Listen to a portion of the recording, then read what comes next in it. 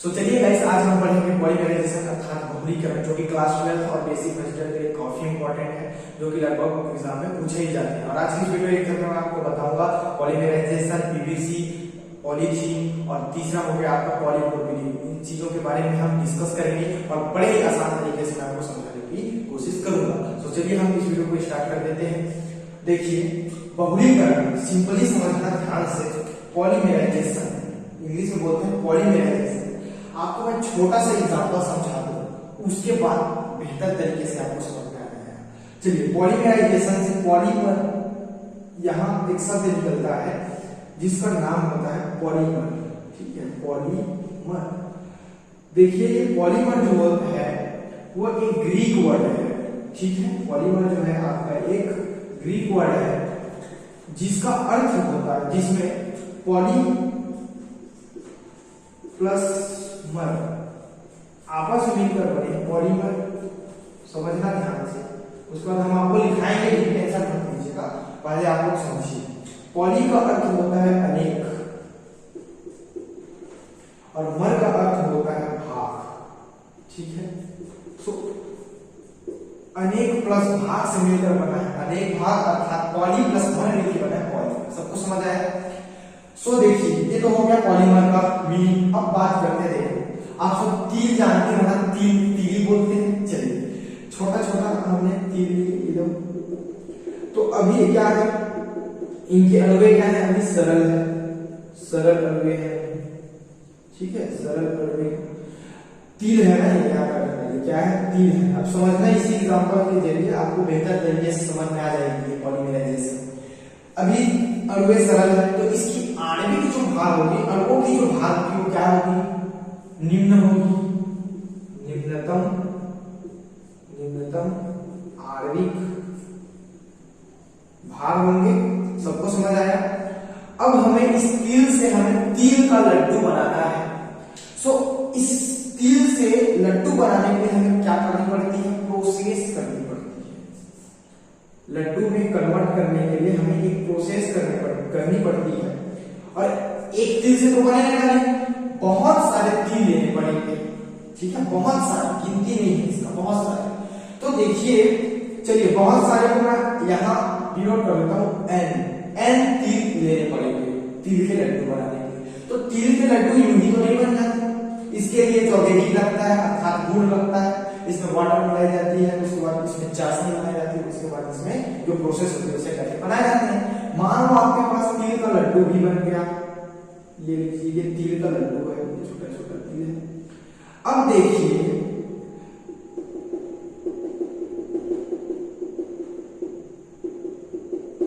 ठीक है, सो यहाँ क्या थे, सरल अणु थे, मतलब इसकी अणुएं क्या थी, सूक्ष्म अणुएं थी, सूक्ष्म अणुएं। अब यहाँ क्या बन गए, वृहद दीर्घ अणु बन गए, दीर्घ यौगिक बन गए। दीर्घ यौगिक बोलो या फिर अणु बोलो। क्यों यौगिक क्यों बोल रहा हूं, क्योंकि यहाँ अपन जौगेरी और वाटर मिलाए हैं, सो इसलिए इसको मैं यौगिक बोल दिया, बेहतर रहेगा। अब देखिए, यहाँ जब तिल थी तो इसका भार, इसके अणुओं का भार क्या था, कम था। अब जैसे ही ये लड्डू में क्या हो गए, चेंज हो गए, तो इसमें जौगेरी मिला है, वाटर मिला है, तो इसका भार क्या हो गया, बढ़ गया। मतलब इसके आणविक भार क्या हो गए, वृहद। ठीक है, वृहद आणविक भार हो गए। बातें सबको समझ में आई, वृहद आणविक भार हो गए। अब देखिए, यहाँ अणु का, तिल के अणुओं का क्या हो रहा है, संयोजन हो रहा है, संयोजन हो रहा है। ठीक है, संयोजन हो रहा है, इसीलिए तो यहाँ क्या बन रहा है जी, लड्डू बन रहा है ना, तिल का लड्डू लिख देता हूं, तिल का लड्डू, तिल का लड्डू। चलिए, यहाँ सबको समझ में आया। तो देखिए, हम कैसे तिल से तिल के लड्डू बना लिए। अब देखिए, जो बनाने की पूरा प्रोसेस है ना, ये बनाने की जो पूरा प्रोसेस है, यहां से लेकर तिल से लेकर तिल के लड्डू तक, इसी को हम बोलते हैं पॉलीमराइजेशन। पॉलीमराइजेशन मैं आपसे ज्यादा समय नहीं लूंगा। देखिए, पॉलीमराइजेशन इसी को बोलते हैं पॉलीमराइजेशन। वो कैसे सर, देखिए सिंपल समझना, सरल अणुओं के संयोजन से, सरल अणुओं के संयोजन से बने उच्चतम वृहद, वृहद मतलब ज्यादा, या इसको मैं क्या बोल सकता हूं, उच्चतम। ठीक है। उच्चतम आणविक भार वाले दीर्घ यौगिकों को बहुलक कहते हैं। समझना ध्यान से, क्या बोला, सरल अणुओं के संयोजन से बने उच्चतम आणविक भार या द्रव्यमान लिखो, बेहतर है। उच्चतर आणविक द्रव्यमान वाले दीर्घ यौगिकों को, अब यहाँ एक लाडू बना, लड्डू बना, बहुत सारे बने, तो दीर्घ यौगिकों बहुलक कहते हैं। तथा बहुलक निर्माण की क्रिया, देखिए ये बहुलक निर्माण की क्रिया को हम बहुलीकरण कहते हैं। सबको समझ में आया, याद हो गया? चलिए एक बार और, सरल अणुओं के संयोजन से बने उच्चतर आणविक द्रव्यमान वाले दीर्घ यौगिकों को बहुलक कहते हैं, पॉलीमर कहते हैं। तथा बहुलक निर्माण की क्रिया को बहुलीकरण कहते हैं। सबको समझ में आया? तो चलिए आप लोग को मैं लिखा देता हूं, चलिए लिखिए, हेडिंग डाल दीजिए बहुलीकरण, सिंपल। तो लिखिए, बहुलक शब्द की उत्पत्ति दो ग्रीक शब्दों पॉली अर्थात अनेक तथा मर अर्थात भाग से हुई। यहां तक कंप्लीट करके इन्वर्टेड कॉमास लगाओ। अब लिखना, सरल अणुओं के संयोजन से बने उच्चतर आणविक द्रव्यमान वाले दीर्घ यौगिकों को बहुलक कहते हैं तथा बहुलक निर्माण की क्रिया को बहुलीकरण कहते हैं। सबको समझ आया? डेफिनेशन आई होप याद हो गया होगा। अब चलिए, हमने जैसे वीडियो के शुरुआत में बताया, 3 चीजों पे चर्चा करेंगे। पहला पीवीसी, दूसरा पॉलीथीन और तीसरा पॉलीप्रोपीन। चलिए उसकी ओर बढ़ते हैं, एक एक करके पढ़ लेते हैं। तब तक आप लोग इसे लिख लीजिए, स्क्रीनशॉट ले लीजिए। चलिए अब मैं इसको मिटा देता हूं।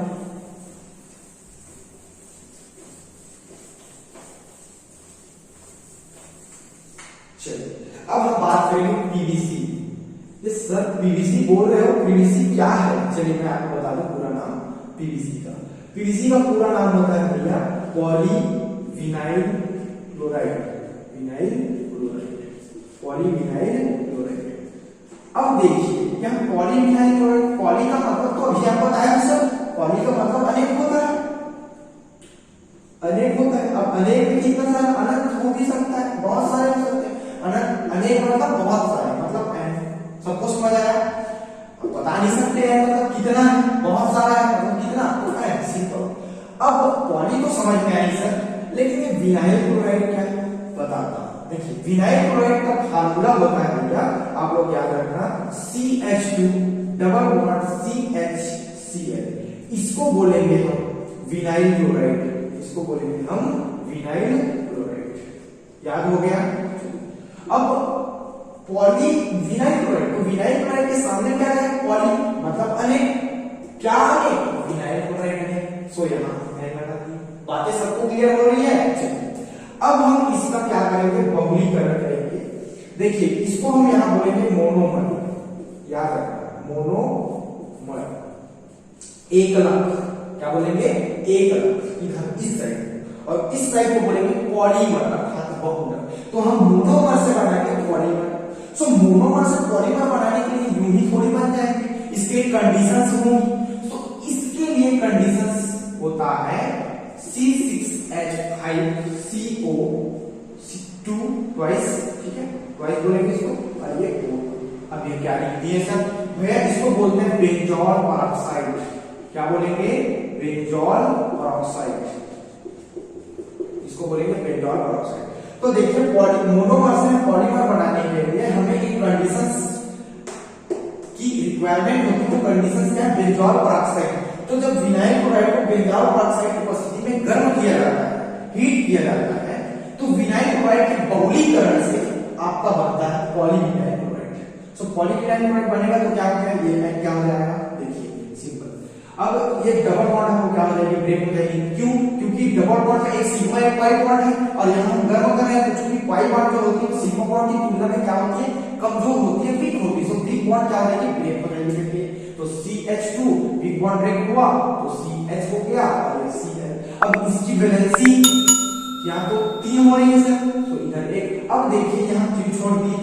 क्योंकि यहाँ अनेक सारे बॉन्ड है ना, पॉलीमर बहुत सारे, तो इसी प्रकार के यौगिक बहुत सारे होंगे। देखिए फिर इसमें जुड़ेगा, इधर भी जुड़ेगा, देखो CH2 सी देखिए CH2 हो गया, CH हो गया, Cl हो गया, फिर इसमें NaCl इधर भी जुड़ेगी, वो पूरा जाएगा अंत तक, अनंत तक जाएगी, n तक जाएगी। सो इसलिए हम पूरा ना लिख करके यहाँ n लिख देते हैं। सबको समझ आया? और इसी को बोलते हैं पॉली, डायरेक्ट लिख देता हूँ PVC, ठीक है, इसी को बोलते हैं पॉलीमर। अब आप एग्जाम में दो शब्द इसके बारे में लिखोगे, किसके पहले, इसके बाद और इस रिएक्शन के पहले।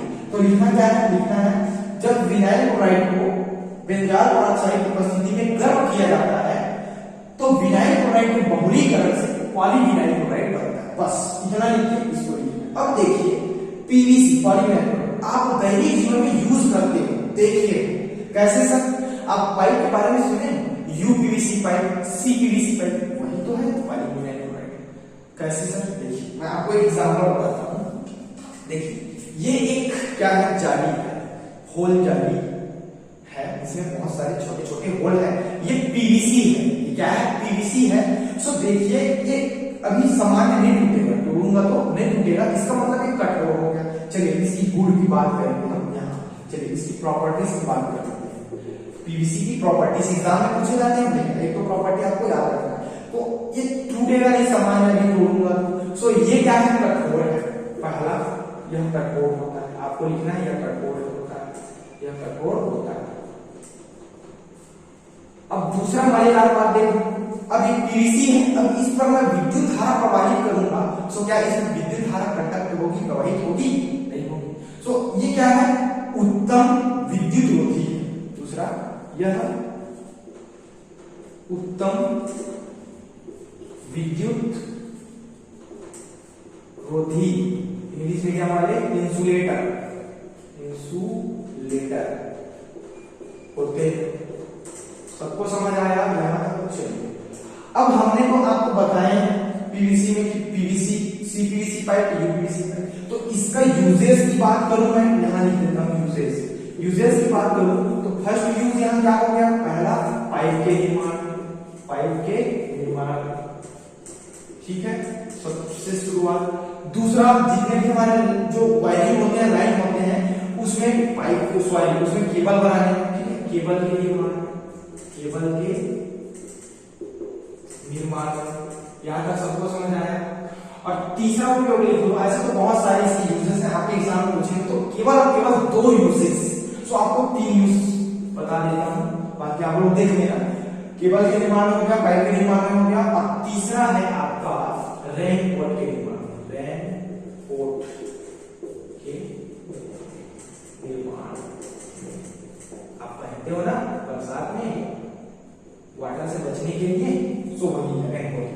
सबको समझ आया? सो आप लोग जल्दी से इसको स्क्रीनशॉट ले लीजिए, हम बढ़ते हैं आगे की ओर। आगे हमारा होगा पॉलीप्रोपिलीन। चलिए आप जल्दी से लिख लीजिए,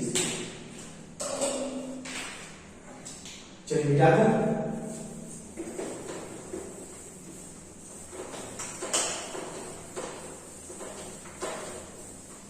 आप लोग बस शब्दों को ध्यान देना है, आपको बेहतर से बेहतर तरीके से समझना है, भूल नहीं पाओगे, ऐसा समझना है। देखिए दूसरा है आपका पॉलीप्रोपिलीन, ठीक है। अब देखिए इसमें क्या है, शब्द में ही छिपा है पूरा, कुछ नहीं करना है। देखिए पॉलीप्रोपिलीन, पॉली मतलब अनेक, अनेक मतलब n। अब प्रोपिलीन मतलब सर, प्रोपिलीन मतलब हो गया सिंपल भैया प्रोपीन। अब प्रोपीन किसको बोलते हैं? देखिए एक कार्बन को मेथ बोलते हैं, दो कार्बन को एथ बोलते हैं, और 3 कार्बन को क्या बोलते हैं? प्रोप बोलते हैं। तो वही से बना है प्रोपीन। अब इन है, इसका मतलब एथीन है, तो सिंपली क्या हो जाएगा प्रोपीन। तो देखिए CH3CH double bond CH2, now this is called propene. So n propene है, मतलब बहुत सारे प्रोपीन है, इसको बोलेंगे मोनोमर। अब देखिए इसका भी हम क्या करेंगे? बहुलीकरण करेंगे और इसमें हम पॉलीमर बनाएंगे। सो मैंने आपको बताया कि सामान खुद ब खुद तो नहीं बन जाता, इसके लिए कुछ कंडीशंस लागू होते हैं। सो इसके लिए कंडीशंस में होगा C2H5, now this is called ethylene, वो भी एथिलीन के 3 भाग, तो इसको बोलेंगे ट्राइस, और aluminium plus Ti titanium Cl4। तो देखिए ट्राई एथिलीन एल्यूमिनेट तथा टाइटेनियम क्लोराइड के मिश्रण को जिगलर नाटा उत्प्रेरक कहते हैं, जिगलर नाटा उत्प्रेरक कहते हैं। अब एग्जाम में आपको यही से क्वेश्चन करना, जिगलर नाटा उत्प्रेरक क्या है, तो क्या बोलोगे, ट्राई एथिल एल्यूमिनेट, लिखो जल्दी से, ट्राई एथिल एल्यूमिनेट तथा टाइटेनियम क्लोराइड के मिश्रण को ही जिगलर नाटा उत्प्रेरक कहते हैं। सो इसके लिए मजेदार कंडीशन क्या है, जब पॉलीप्रोपिलीन बनती है तो प्रोपीन को जिगलर नाटा उत्प्रेरक की उपस्थिति में क्या किया जाता है, बहुलीकरण किया जाता है, जिससे क्या बनता है, आपका पॉलीप्रोपिलीन बनता है, मोनोमर से पॉलीमर बनता है। सो सिंपल होगा क्या, देखिए ऐसे, देखिए एन प्रोपीन है ना जी, प्रोपीन है, ठीक है, एन प्रोपीन हो गया। तो ऐसे ही क्या होंगे, बहुत सारे बनेंगे, एन प्रोपीन। चलिए अब एन प्रोपीन है, अब यहाँ जिगलर नाटा उत्प्रेरक की उपस्थिति में इसका क्या होगा, पॉलीमराइजेशन होगा, बहुलीकरण होगा। सो बनेगा क्या, देखिए आप ध्यान से समझना, ठीक है। अब देखिए यहाँ CH3 है, और हमने आपको जैसे कि बताया कि ऐसे ऐसे बहुत सारे प्रोपीन होंगे जो कि जुड़ते जाएंगे और एक वृहद अणु बना लेंगे, वृहद मॉलिक्यूल बना लेंगे। देखिए तो CH यहाँ हो जाएगा, उसके बाद CH2 यहाँ C क्या हो जाएगी, खाली हो जाएगी, और यहाँ आपका हो जाएगा CH3। देखिए इसकी वजह से चारों कंप्लीट, इसकी वजह से अब ऐसे ही बहुत सारे हम क्या हो जाएंगे, जुड़ते जाएंगे। इसको आप लोग घबराइए मत, उसको सर ने कैसे दिया करके, आप इसको ऐसा नहीं लिख सकते थे, कोई दिक्कत नहीं था, ठीक है, शुरू में ऐसा नहीं थे, इसका मतलब यही तो है, सेम है। सो आप इसको लिखो या इसको लिखो, बनेगा तो वही बनेगा। अब यहाँ देखिए ये क्या है, एल्काइल होगा। सो इसलिए से बोलेंगे पॉलीप्रोपिलीन हो गया, सबको समझ आया। अब देखिए पॉलीप्रोपिलीन हो गया ना, अब यहाँ और जुड़ेंगे ऐसे कंपाउंड बहुत सारे जुड़ेंगे, इसलिए इम्बैलेंसी क्या है, खाली छूटा हुआ है।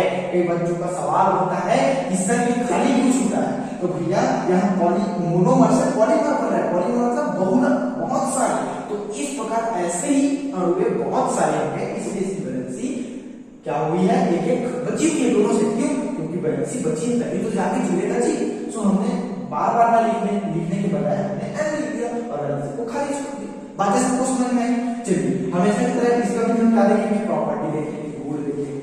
सबसे पहला प्रॉपर्टी है यह कठोर होता है, चलिए लिख लीजिए, यह कठोर होता है, यह कठोर होता है, सबको समझ आया।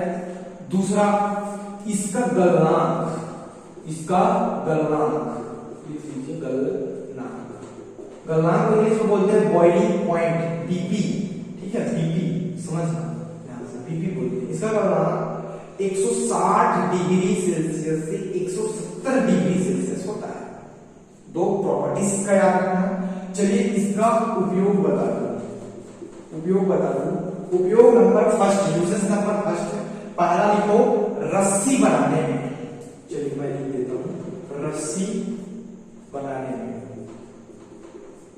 और इसका दूसरा यूजेस है धागे बनाने में, क्या बनाने में, धागे बनाने में। सबको क्लियर है। चलिए अब बात आती है सर यहाँ क्या लिखेंगे, आप पॉलीप्रोपिलीन के पहले 2 लाइन लिखना पड़ेगा, तब जाके आपको फुल मार्क्स मिलेगा एग्जाम। चलिए लिख लीजिए, जब प्रोपीन को जिगलर नाटा उत्प्रेरक की उपस्थिति में, ऐसा लिखना, जब प्रोपीन का जिगलर नाटा उत्प्रेरक की उपस्थिति में बहुलीकरण कराया जाता है तो पॉलीप्रोपिलीन प्राप्त होता है या पॉलीप्रोपिलीन बनता है। बस उसको लिखने की बस बात, इसको लिखिए, उसके बाद अब चलिए बढ़ते हैं तीसरे पॉइंट की ओर। तीसरा पॉइंट हमारा पॉलीथीन। चलिए आप जल्दी से लिख लीजिए, इसके साथ लिख लीजिए, लिखिए।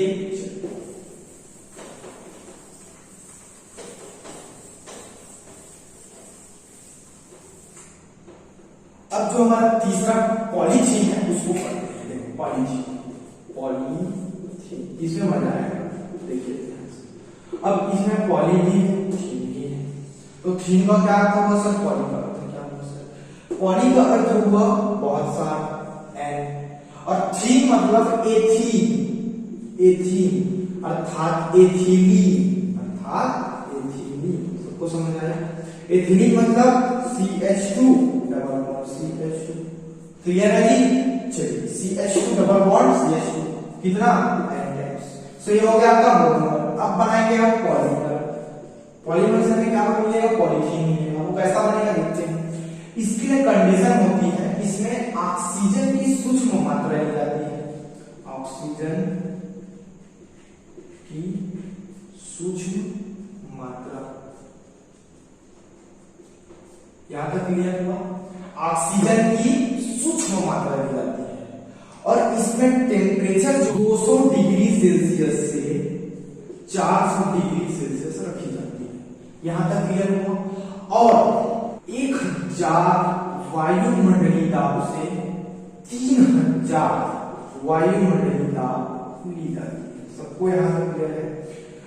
तब जाके बनता है पॉलीथीन, तब जाके बनता है पॉलीथीन। इसको गर्म किया जाता है, ठीक है, तब जाके बनता है पॉलीथीन। ये सबको समझ आया, ठीक है। ये मोनोमर, पॉलीमर। पॉलीमर क्या बन गया आपका, पॉलीथीन। क्लियर है जी। अब इसको हिंदी में कैसे लिखेंगे सर, 2 लाइन हिंदी में बता देते हैं। चलिए लिखोगे, क्या लिखोगे, जब एथिलीन को ऑक्सीजन की सूक्ष्म मात्रा की उपस्थिति में 200 डिग्री सेल्सियस से 400 डिग्री सेल्सियस ताप तथा 1000 से 3000 वायुमंडलीय दाब पर गर्म किया जाता है, तो एथिलीन के बहुलीकरण से, एथिलीन है तो एथिलीन के बहुलीकरण से पॉलीथीन बनता है। बातें सबको क्लियर है। अब आप उसके बाद इसको लिखिए। अब हमेशा की तरह इसकी भी प्रॉपर्टी चेक करते हैं। अब चूंकि पीवीसी में आ जाता है, पॉलीथीन मतलब प्लास्टिक है, तो पहला इसका क्या होगा, यह विद्युत रोधी होता है, यह विद्युत रोधी है, यह विद्युत रोधी है, सिंपली इंसुलेटर है। बातें सबको क्लियर हो रही है ना। चलिए दूसरा चीज बताए। दूसरा चीज इसमें लिख लीजिए आप, यह पारदर्शी होता है, यह पारदर्शी होता है, पारदर्शी होता है। सबको क्लियर हुआ, पॉलीथीन पारदर्शी होता है ना जी। चलिए अब इसकी हम यूजेस पर बात करते हैं। यूजेस नंबर फर्स्ट, जितने भी चॉकलेट आते हैं, टॉफी आती है, उसके रेफर बनाने में, तो पहला लिखोगे क्या लिखोगे, चॉकलेट के रेफर बनाने में, ठीक है, चॉकलेट के रेफर बनाने में। और इसका दूसरा यूजेस की बात करूं तो आप रेनकोट बनाने में भी लिख सकते हो, क्योंकि पॉलीथीन का भी रेनकोट बनाया जाता है। तो दूसरा लिख लो आप, रेनकोट बनाने, ठीक है। और तीसरा मुख्य चीज जो अपन यूज करते हैं, कैरी बैग। सो लिखेंगे कैरी बैग के निर्माण, कैरी बैग के निर्माण में, ठीक है, कैरी बैग के निर्माण। सबको समझ आया। ये इसके 3 उपयोग हो गया। ऐसे तो बहुत सारे होते हैं, लेकिन हम आपको 3 बताए हैं, क्योंकि आपके एग्जाम में 2 से 3 आपका यूजेस आते हैं। सबको समझ आया। तो हमने इस वीडियो के अंदर देखे पॉलीमराइजेशन देखे, साथ ही पॉलीमर को भी जान लिए, दूसरा देखे पीवीसी देखे, तीसरा देखे अपना दूसरा क्या देखे, पॉलीप्रोपिलीन देखे, और चौथा देख लिया एथिलीन देख लिया, और सबका यूजेस और प्रॉपर्टीज हमने कवर कर लिए इस वीडियो के अंतर्गत। तो चलिए गाइस, मिलते हैं अगले वीडियो में, तब तक के लिए ओके बाय।